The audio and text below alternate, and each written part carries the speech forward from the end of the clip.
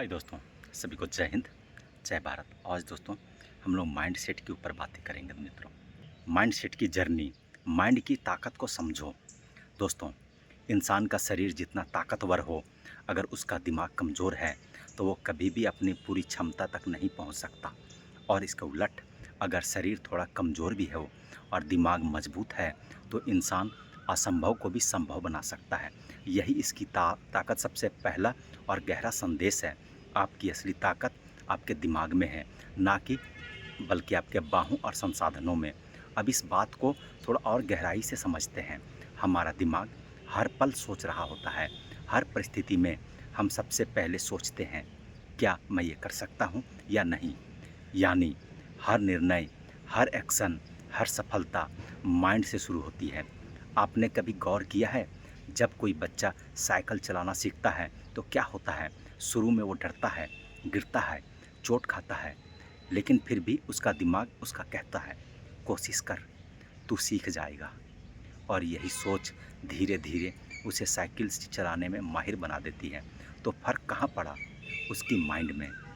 अब सोचिए, अगर बच्चा पहले दिन ही सोच ले, मुझे डर लग रहा है, मैं कभी नहीं सीख पाऊंगा, तो क्या वो साइकिल चला पाएगा?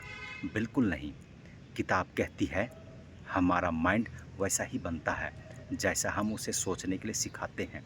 अगर हम अपने माइंड को हर रोज़ डर, शक, नकारात्मकता से भरते हैं तो हमारा माइंड भी कमज़ोर हो जाएगा। लेकिन उसे हम पॉजिटिव सोच, आत्मविश्वास और लक्ष्यों की याद से भरते हैं तो वही माइंड एक शेर बन जाएगा, जो ना हालात से डरता है, ना असफलता से।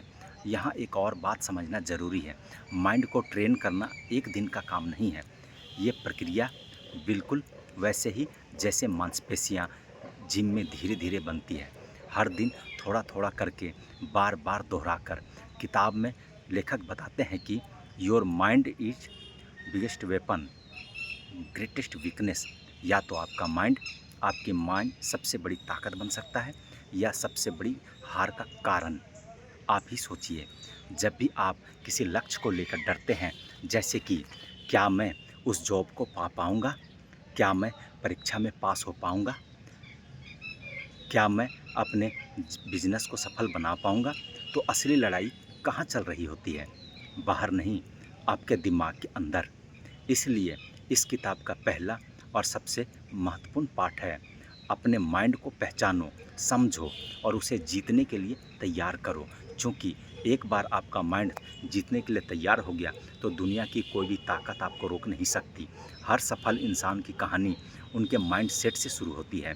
इसलिए अपने दिमाग को कमज़ोर सोच से आज़ाद करो और उसे प्रैक्टिस से मजबूत बनाओ।